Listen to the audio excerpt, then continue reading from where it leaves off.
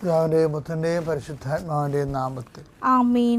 അമ്മേ പരിശുദ്ധമേ, അമ്മേ പരിശുദ്ധമേ, ദൈവമാതാവേ, കൃപാസനത്തിലൂടെ ഞങ്ങൾക്കും ഞങ്ങളുടെ ദേശത്തിനും അമ്മ മധ്യസ്ഥം തേടി തന്ന എല്ലാ അനുഗ്രഹങ്ങൾക്കും കൃപകൾക്കും ഞങ്ങളിപ്പോൾ ഹൃദയം നിറഞ്ഞ നന്ദി പറയുന്നു. അമ്മേ പരിശുദ്ധമേ, ദൈവമാതാവേ, 2004 ഡിസംബർ 7 തീയതി ഉച്ചകഴിഞ്ഞ് 2:30 കൃപാസനത്തിൽ സംഭവിച്ച അമ്മയുടെ പ്രത്യക്ഷപ്പെടലിനെ കുറിച്ച് തിരുസഭയ്ക്ക് സമർപ്പിച്ചിരിക്കുന്ന പഠനരേഖകളുടെ മേൽ സഭാത്മകമായ പഠനം ആരംഭിക്കുവാൻ ഞങ്ങൾ പ്രാർത്ഥിക്കുന്നു.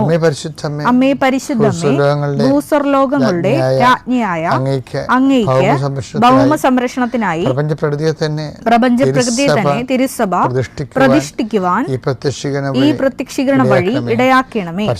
പരിശുദ്ധമ്മേ, ജപമാല മാതാവേ, സകല കൃപാസനം പ്രാർത്ഥനകളോടും ചേർത്ത് ഞങ്ങളിപ്പോൾ പ്രാർത്ഥിക്കുന്ന ഈ കുടുംബത്തിന്റെ പ്രത്യേക നിയോഗം പറമക്കളെ.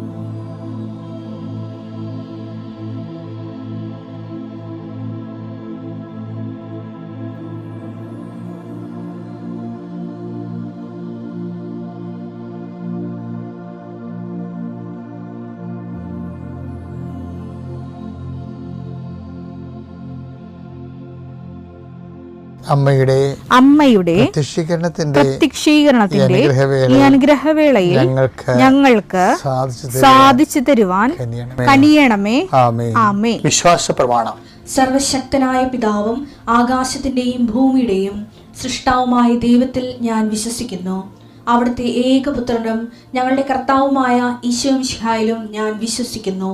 ഈ പുത്രൻ പരിശുദ്ധാത്മാവിനാൽ ഗർഭസ്ഥനായി കന്യകാമറിയത്തിൽ നിന്ന് പിറന്ന് പൊന്തിയോസ് പീലാത്തോസിന്റെ കാലത്ത് പീഡകൾ സഹിച്ച് കുരിശിൽ തറയ്ക്കപ്പെട്ട് മരിച്ച് അടക്കപ്പെട്ട് പാതാളങ്ങളിൽ ഇറങ്ങി മരിച്ചവരുടെ ഇടയിൽ നിന്ന് 3-ാം നാൾ ഉയർത്ത് സ്വർഗത്തിലേക്ക് എഴുന്നള്ളി സർവശക്തിയുള്ള പിതാവായ ദൈവത്തിന്റെ വലതുഭാഗത്തിരിക്കുന്നു. അവിടെ നിന്ന് ജീവിക്കുന്നവരെയും മരിച്ചവരെയും വിധിക്കുവാൻ വരുമെന്നും ഞാൻ വിശ്വസിക്കുന്നു. പരിശുദ്ധാത്മാവിലും ഞാൻ വിശ്വസിക്കുന്നു. വിശുദ്ധ കത്തോലിക്കാ സഭയിലും പുണ്യവാന്മാരുടെ ഐക്യത്തിലും പാപങ്ങളുടെ മോചനത്തിലും ശരീരത്തിന്റെ ഉയർപ്പിലും നിത്യമായ ജീവിതത്തിലും ഞാൻ വിശ്വസിക്കുന്നു. ആമേൻ. സുഖസ്ഥനായ ഞങ്ങളുടെ പിതാവേ, അങ്ങയുടെ നാമം പൂജിതമാകണമേ. അങ്ങയുടെ രാജ്യം വരണമേ. അങ്ങയുടെ തിരുമനസ് സ്വർഗത്തിലെ പോലെ ഭൂമിയിലും ആകണമേ. അന്നു വേണ്ടുന്ന ആഹാരം ഇന്ന് ഞങ്ങൾക്ക് തരണമേ. ഞങ്ങളോട് തെറ്റ് ചെയ്യുന്നവരോട് ഞങ്ങൾ ക്ഷമിക്കുന്നത് പോലെ ഞങ്ങളുടെ തെറ്റുകൾ ഞങ്ങളോടും ക്ഷമിക്കണമേ. ഞങ്ങളെ പ്രലോഭനത്തിൽ ഉൾപ്പെടുത്തരുതേ, തിന്മയിൽ ഞങ്ങൾ രക്ഷിക്കണമേ. ആമേൻ. നന്മ നിറഞ്ഞ മറിയമേ, സ്വസ്തി. കർത്താവ് അങ്ങയുടെ കൂടെ സ്ത്രീകളിൽ അങ്ങ് അനുഗ്രഹിക്കപ്പെട്ടവളാകുന്നു. അങ്ങയുടെ ഉദരത്തിൻ ഫലമായി ഈശോ അനുഗ്രഹിക്കപ്പെട്ടവനാകുന്നു. പരിശുദ്ധ മറിയമേ, തമ്പുരാന്റെ അമ്മേ, പാപികളായ ഞങ്ങൾക്ക് വേണ്ടി ഇപ്പോഴും ഞങ്ങളുടെ മരണസമയത്തും തമ്പുരാനോട് അപേക്ഷിക്കണമേ. ആമേൻ. കർത്താവിന്റെ ഉന്നതമായ നാമത്തിന് സ്തോത്രം ചെയ്യുന്നു. കർത്താവിന്റെ വിശുദ്ധ പൗരോഹിത്യത്തെ മഹത്വപ്പെടുത്തണമേ. പല പല വിഷയങ്ങൾ കൊണ്ട് കർത്താവെ ജീവിതം ഭാരപ്പെട്ടിരിക്കുന്നവരെ ദൈവം എങ്ങനെയെങ്കിലും അത്ഭുതം ഞങ്ങളുടെ ജീവിതത്തിൽ നടത്തിയില്ലെങ്കിൽ ഞങ്ങൾക്ക് ജീവിക്കാൻ പറ്റത്തില്ല, ഒരടി മുന്നോട്ട് പോകത്തില്ലെന്ന് വിചാരിച്ചുകൊണ്ട് വേദനിച്ച ഞങ്ങളുടെ തിരുസന്നിധിയിൽ ദൈന്യതയോടെ ദാസ യജമാൻ്റെ കണ്ണുകൾക്കെന്ന പോലെ ദാസി സ്വാമിനിയുടെ കണ്ണുകൾക്കെന്ന പോലെ നോക്കുന്ന പോലെ ആദ്യമായ നോട്ടത്തിൽ കർത്താവെ അങ്ങ് അവരെ സാന്ത്വനപ്പെടുത്തുന്ന പ്രാർത്ഥിക്കുന്നു. എൻ്റെ കർത്താവെ, ചെറിയ കടകളൊക്കെ നടത്തുന്നവർ ഈശോയെ വല്ലാതെ വലയുന്നുണ്ട് ഈശോയെ. അവർക്ക് ഒന്നും അതിനകത്ത് കിട്ടണില്ല, പക്ഷേ കടങ്ങളാണ് വരണത്. ഇനി എങ്ങനെ ജീവിക്കുമെന്ന് പോലും അറിയാൻ പാലാതെ വിഷമിക്കുന്നവരുണ്ട് ഈശോയെ. അവരെ സന്ധിക്കണമെന്ന് പ്രാർത്ഥിക്കുന്നു. ഈശോയെ, ഒരു തൊഴിൽ കണ്ടുപിടിക്കാൻ വേണ്ടി എന്ത് തൊഴിൽ ചെയ്താൽ ജീവിക്കാൻ പറ്റുമെന്ന് വിചാരിച്ചുകൊണ്ട് വിഷമിക്കുന്നുണ്ട് ഈശോയെ. അവരെ കർത്താവ് വിസ പുതുക്കി കിട്ടാത്തതിൻ്റെ പേരിൽ മക്കൾ കരഞ്ഞ് വിളിച്ച് നിലവിളിക്കുമ്പോൾ അമ്മ അവരെ ആശ്വസിപ്പിക്കുന്നത് ഉടമ്പടി എടുത്തിട്ടുണ്ട് മകനെ, മാതാവ് നമ്മൾ സന്ദർശിക്കുമെന്നാണ്. ആ ഒരു ഒറ്റ ആശ്രമേ ഉള്ള അമ്മേ. അതെല്ലാ മക്കൾ അങ്ങനെ ചിന്തിക്കുന്ന ഓരോ മക്കളും ഈ പ്രാർത്ഥന കൂടുന്നുണ്ടെങ്കിൽ തീർച്ചയായിട്ടും കൃപാസന ആൾക്കാരെ ജീവനുടെ പ്രത്യക്ഷ മാതാവ്, സഞ്ചാരി മാതാവ് ആ മേഖലയിൽ ചെന്നിട്ട് അവരുടെ പ്രശ്നങ്ങളെ പരിഹരിച്ചുകൊണ്ട് അവർക്ക് സന്ധിപ്പ് നൽകുന്നതിന് വേണ്ടി എൻ്റെ കർത്താവിൻ്റെ ഉന്നതമായ നാമത്തിൽ സഭയുടെ അധികാരത്തിൽ കുരിശടയാളത്തിൽ നിങ്ങളെ അനുഗ്രഹിക്കട്ടെ. നമ്മൾ ആധ്യാത്മിക ജീവിതം എന്ന് പറയുമ്പോൾ പ്രാർത്ഥനാ ജീവിതം എന്നാണ് മനസ്സിലാക്കിയിരിക്കുന്നത്. അതാണ് നമ്മുടെ ആധ്യാത്മിക ജീവിതം എന്ന് പറയുമ്പോൾ പ്രാർത്ഥനാ ജീവിതം എന്ന് മനസ്സിലാക്കിയിരിക്കുന്നത്. അതിൻ്റെ പ്രത്യേകിച്ച് കത്തോലിക്കിന് പ്രത്യേകിച്ച് എന്താ കാരണം വെച്ച് കഴിഞ്ഞാൽ പിന്നെ പെന്തക്കോസ്റ്റൽസ് അങ്ങനെ തന്നെയാണ്. ആധ്യാത്മിക ജീവിതം എന്ന് പ്രാർത്ഥനാ ജീവിതമാണ്.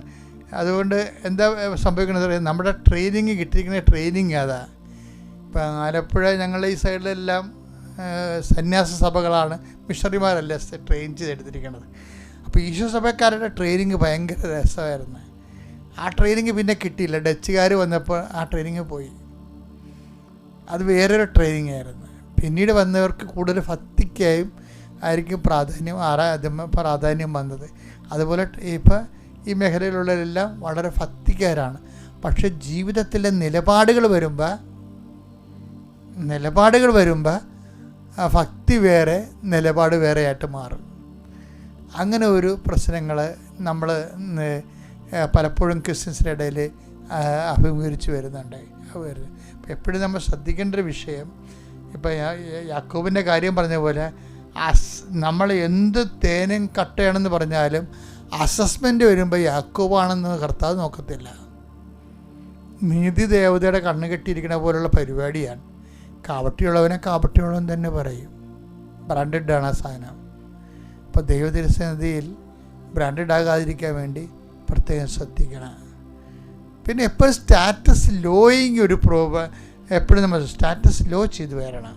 ഇപ്പോൾ ഈശോയ്ക്ക് ജ്ഞാനസ്ഥാനത്തിൽ പിതാവ് സ്റ്റാറ്റസ് കൊടുത്തില്ലേ, ഇവൻ എൻ്റെ പ്രിയപുത്രനാണ്. അപ്പോൾ ഈ സ്റ്റാറ്റസ് ഡാമേജ് ആക്കാൻ വേണ്ടിയുള്ള പരിപാടികളാണ് പിന്നീട് നടക്കണതല്ല. മരുഭൂമി അപ്പം എടുത്തിട്ട് നീ ദൈവപുത്രനാണെങ്കിൽ കല്ലുകളോട് അപ്പമാകാൻ പറയും. ദേവാലയത്തിന് മോടിക്കൊണ്ട് നിർത്തിയിട്ട് പറയും നീ ദൈവപുത്രനാണെങ്കിൽ താഴേക്ക് ചാടാൻ പറയും. അപ്പോഴേ ഇവിടെ എല്ലാം വരുന്നൊരു വിഷയം, ഒന്നെങ്കിൽ ദൈവപുത്രനാണെന്നുള്ളതിൻ്റെ ഒരു തെളിവ് സാത്താൻ ഒരു പ്രലോഭനത്തിലൂടെ ഈശോയ്ക്ക് തെളിവ് കൊടുത്തിട്ട് തൻ്റെ പ്രാഗൽഭ്യം തെളിയിക്കാൻ വേണ്ടിയുള്ള പരിശ്രമങ്ങളിലേക്ക് പോകുമ്പോൾ അപ്പോഴെന്ത് പറ്റും, അത് ഓട്ടോമാറ്റിക്കൽ ലോകാരൂപിയിലേക്ക് പോകും. അത് ലോകാരൂപിയിലേക്ക് പോകും. ഇപ്പം എങ്ങനെ ഇപ്പം അതുപോലെ തന്നെ സ്വന്തം വിശപ്പ് മാറ്റാൻ വേണ്ടി കല്ലപ്പമാക്കിയാലും സ്വന്തം കാര്യം നേടാൻ വേണ്ടി ദൈവികത അതൊരു ദുർച്ചലവിൻ്റെ കൂട്ടത്തിൽ പോകും. ഈശോയെ മരുഭൂമിയിലേക്ക് കൂട്ടിക്കൊണ്ട് പോന്നിട്ട് ശരിക്കും പറഞ്ഞാൽ ടോർപ്പിഡ ചെയ്യുന്നത് മുഴുവനും, ലക്ഷ്യം വെക്കുന്നതും ഫോക്കസ് ചെയ്യുന്നത് മുഴുവനും ഈശോയുടെ സ്റ്റാറ്റസിനെയാണ് ചെയ്യുന്നത്. ഈ സ്റ്റാറ്റസിന് ഡാമേജ് ആക്കാൻ വേണ്ടിയാണ് പലപ്പോഴും പ്രലോഭനങ്ങളെല്ലാം കൊണ്ട് ഉദ്ദേശിക്കുന്നത്. എപ്പോഴും നമ്മളുടെ ദൈവികമായ സ്റ്റാറ്റസ് നിലനിർത്തിക്കൊണ്ട് തന്നെ നമ്മളിലുള്ള ലോകത്തിൻ്റെ സ്റ്റാറ്റസ്, ലോകം നൽകുന്ന സ്റ്റാറ്റസ് ക്രമേണ സബ്സൈഡ് ചെയ്യുന്നിടത്ത് വെച്ചാണ് ഒരു പ്രായോഗികമായ ഒരു സുവിശേഷ വിഹിതമായ ആധ്യാത്മികത രൂപപ്പെട്ടു വരുന്നത്.